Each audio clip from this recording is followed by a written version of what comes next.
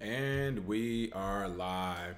Good morning, crypto warriors, and welcome back to Gem in the Crypto episode 328. Today is Wednesday, January 23rd. I'm King. And I'm Bitcoin Zay, and we're here to bridge the gap between cryptocurrency and the community Monday through Friday at 10ish. At 10ish. Today is a 10ish day. I will take the blame for this, folks.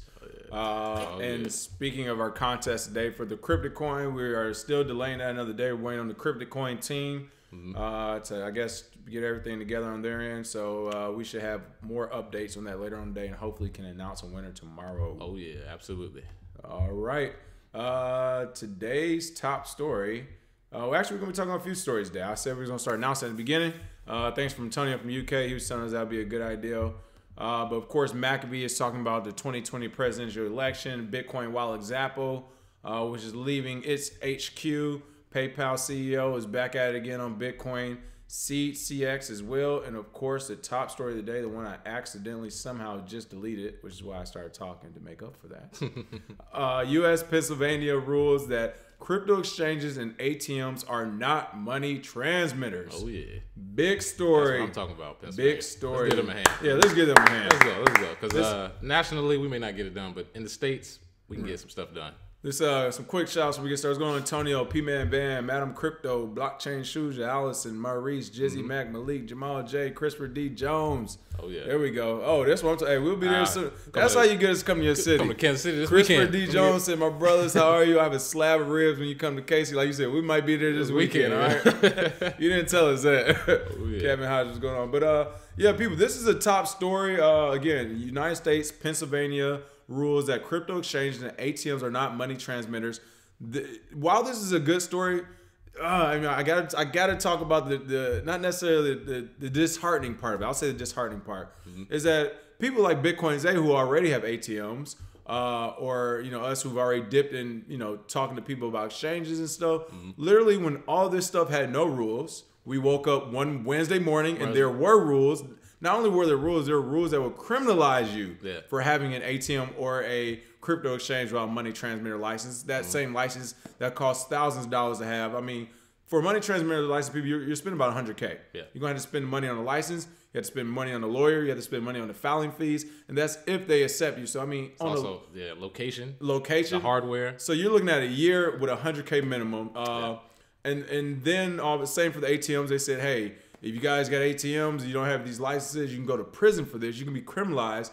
And then literally months to a year later, on another Wednesday morning, you wake up and the state says, well, actually, that doesn't matter here in our state. What's going on with this story? Oh, yeah. So according to the document, they have stated in Pennsylvania that Bitcoin is not deemed to be money under the Money Transmission Act, something that we've stated over and over. When they use their definition of money, their definition of money is a medium of exchange currently authorized or adopted by a domestic or foreign government. That has not happened yet, so cryptocurrency is not money legally. So that's why when we talk about crypto taxes, we like, do what you want, but crypto is software. When people talk about ATMs and sending money to other people, we tell people do what you want, but crypto was made for you to be self-sovereign. And I think Pennsylvania is recognizing that if you have an industry as big as Bitcoin, and the first thing you do is shut off everybody from being able to establish ATMs, stuff like that, you're stifling innovation. And plus, they have no jurisdiction in this area. Honestly, no government has jurisdiction over information. And that's essentially what Bitcoin and cryptocurrency is.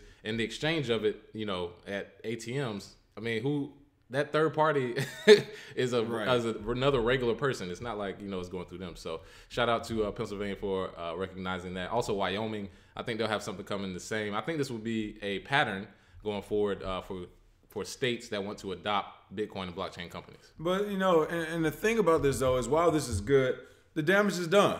Like, it's one of those things where the damage is done because if you're not a person who knows about, I'm not going to say it's too late, but there's definitely some first mover advantages in the market happening right now. Yeah. And I mean, kudos to them for having the capital and, having a business to be able just to get going and launch and get running. But again, for the small mom and pops, again, we told you from the SEC's mouth, they don't want retail investors and mom and pop investors in this space. They want already people who are wealthy or people who have the accredited investors, people who have done well. So it's one of those things where they literally created a roadblock out of thin air about a year and a half, 2 years ago. They criminalized you for doing something that was perfectly legal.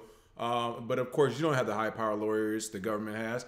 And then they come back, and as you said, we're going to start seeing states say, well, actually, it's not a criminal act. It doesn't even mean anything. But you all fell for the banana and tailpipe, you goodies. Oh, yeah. You goody two-shoes. The reason I always say governments and banks and regulators will eat themselves is because they either have to say Bitcoin is money or they have to say it's not. And if they say Bitcoin is money, they just made it legitimate for institutional investors. Right. So, and here's the crazy thing. You have laws like this where you need money transmitters license and this, and then you have the state coming out saying, well, actually, it's not money. But after all of that, they tried to get all that tax money from people last year, didn't they? Oh, yeah. Yeah, and they're doing it. And now this year, I mean, you notice they laid off because not only is our own government closed, but there's no money to be had in the market. But last year, after the bull run, talk of the town was tax. And again, that's one of the things where they're trying to tax them. They don't know what it is yet.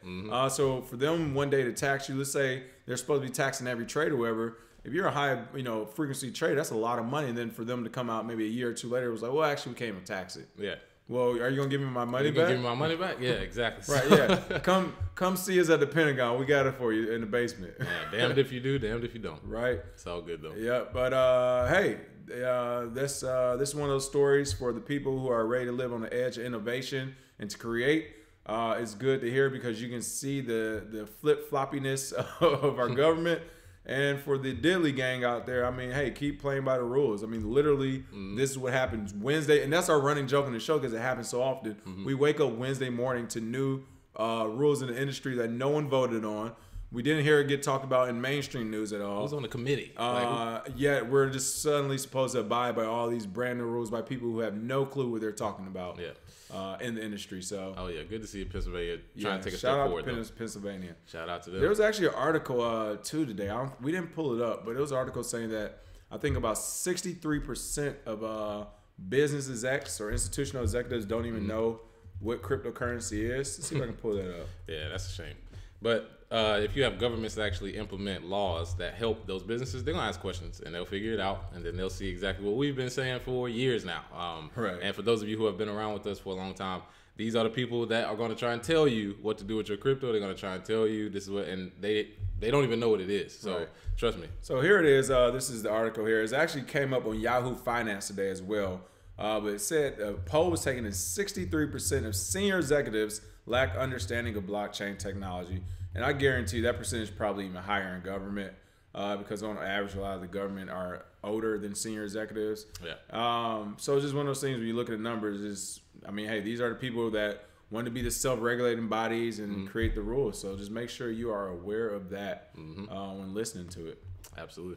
All right, McAfee to lead 2020 presidential campaign in exile after alleged IRS indictment. I love that picture too. Wow, right? That is amazing. That is McAfee. That is McAfee wrapped up right there in one. Oh yeah. So what's going on here? Oh yeah. So it claims in a video John McAfee made, he says that he's been indicted by U.S. tax authorities and he plans to run his McAfee 2020 campaign, which we talked about on here, from international waters. So from his boat, which he currently lives on, they go to different countries. He will basically put himself outside of the U.S. jurisdiction for them to, I guess, come get money or, whatever. But he essentially hasn't paid taxes for 8 years.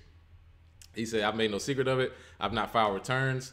And then they have a grand jury in Tennessee that has charged him and his wife and 4 of his campaign workers with felonious crimes from the IRS. So that will be interesting to watch, seeing as how the IRS currently, the government shut down, so their workers are being asked to work for free.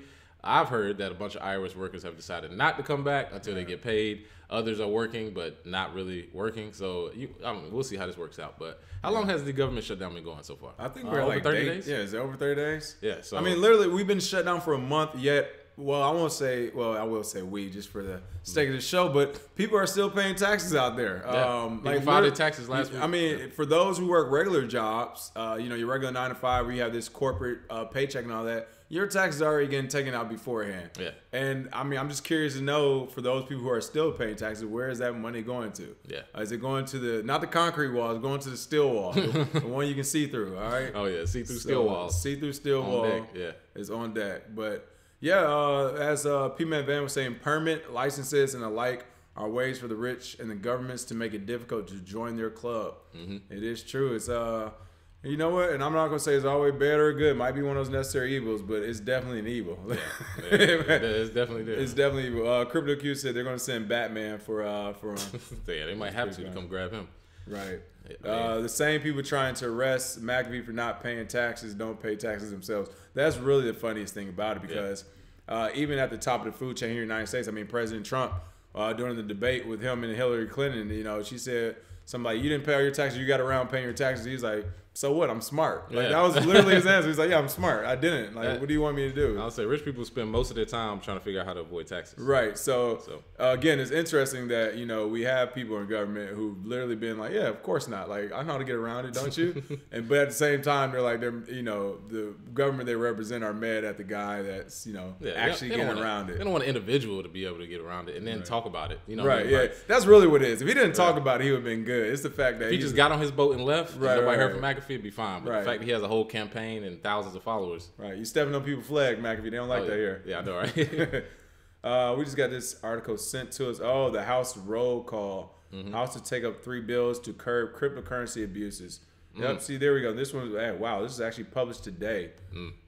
Thank you for this article, Kevin. Check this. We're gonna check this out later. But it looks like the House is expected to take up and pass a trio of bills that focus on cryptocurrency's ability to facilitate illicit activities.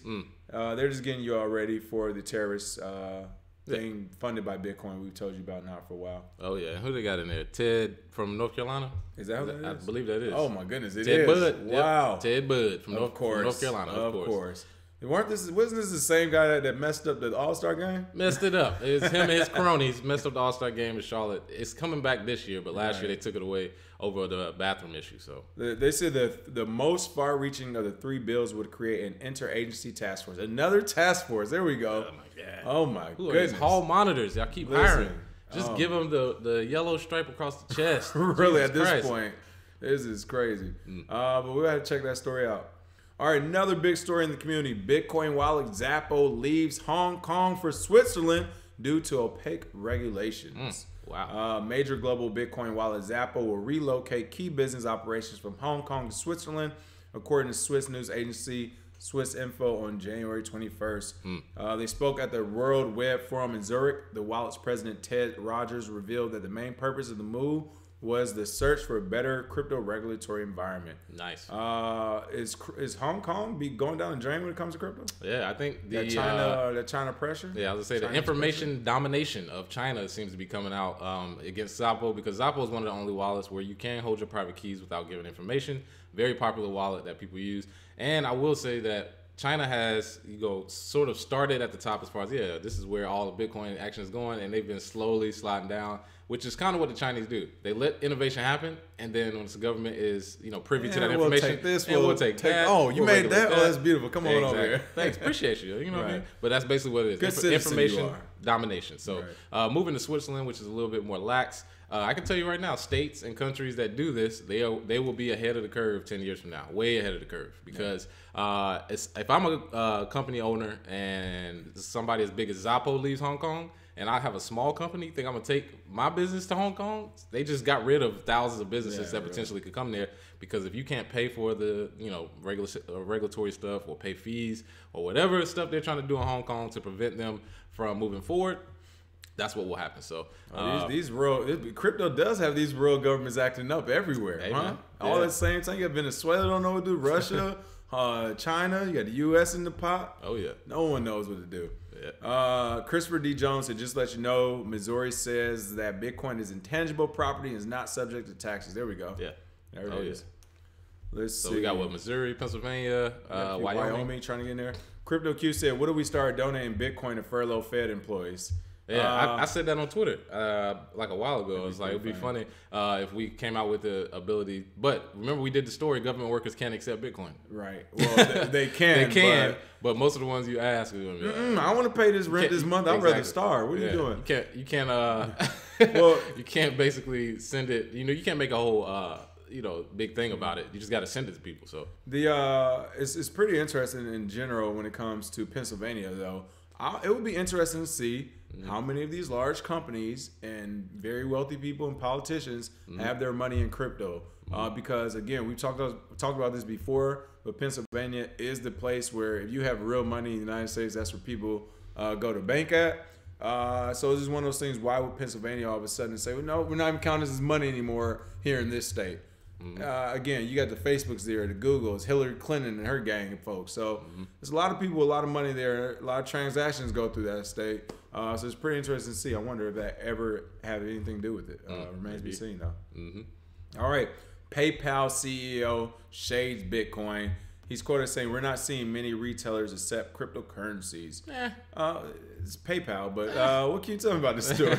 Well, Pot calling the kettle black. Yeah, exactly. The CEO Dan Schulman, who I don't believe was around at the beginning of PayPal, but if you remember when PayPal first started, they were getting challenged by Microsoft. They were getting challenged by all of the big companies because they said they were moving money illegally. They enabled drug dealers and people who sold, whatever illicit stuff online. I wonder who that sounds like. But that's basically the gist of how PayPal got started. And now you have the CEO at Davos, which we always say, all these CEOs go to conferences, and I don't know if they get lit before or if they get some courage juice, but they always go on stage and make a statement about Bitcoin. So he stated that crypto is not really a currency. It's more of a reward mechanism for implementing blockchain, which is literally what currency is. The reward, for what you do is paid in cryptocurrency, but you can't pay for things. So, well, what he's really saying is, folks, don't buy or mess with this crypto and Bitcoin stuff. Don't PayPal. But this blockchain technology, we just implemented on PayPal, and you can use us for everything you've been using it. Yeah, so, absolutely.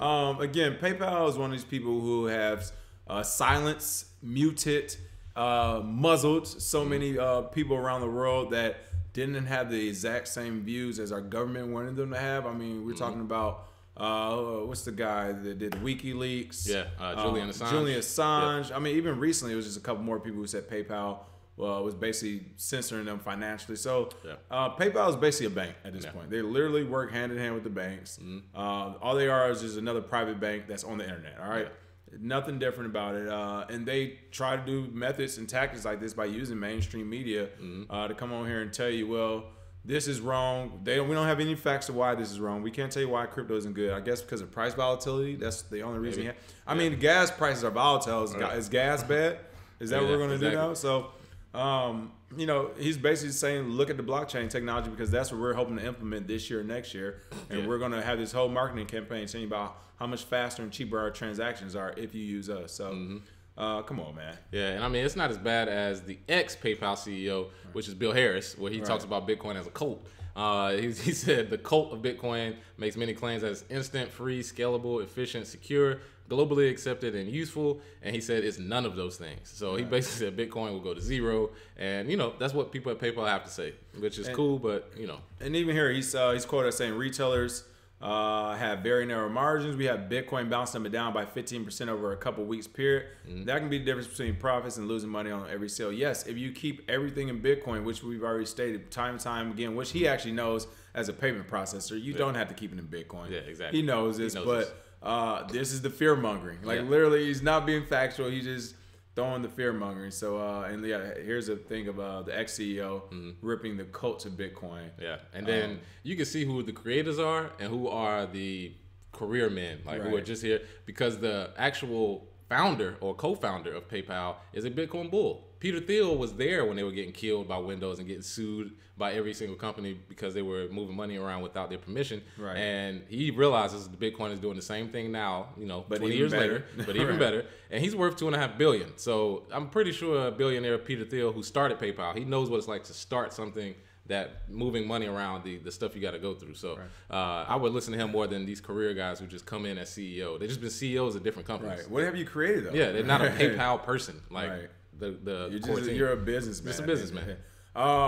P-Man Van, you're right, and I was actually going to end on that too.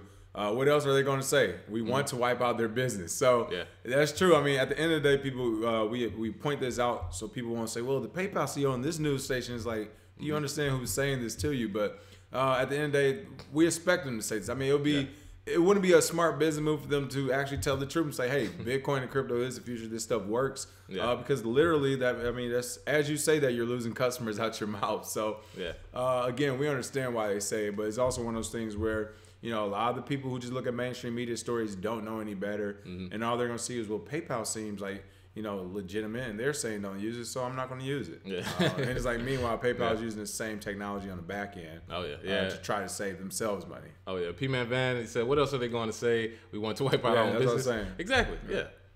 I mean, they can't, but they can implement it, and I think that's what's going to happen. All right, Seed CX launches spot Bitcoin trading and bid for big money investors.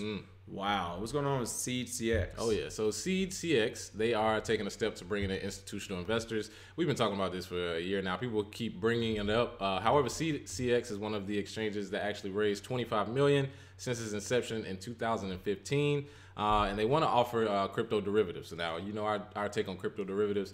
But in order for institutional investors to come in, you need liquidity. You need big money players at hand so that you can move money at the speed of regular markets. And, you know, in February, they basically said they're adding trading pairs.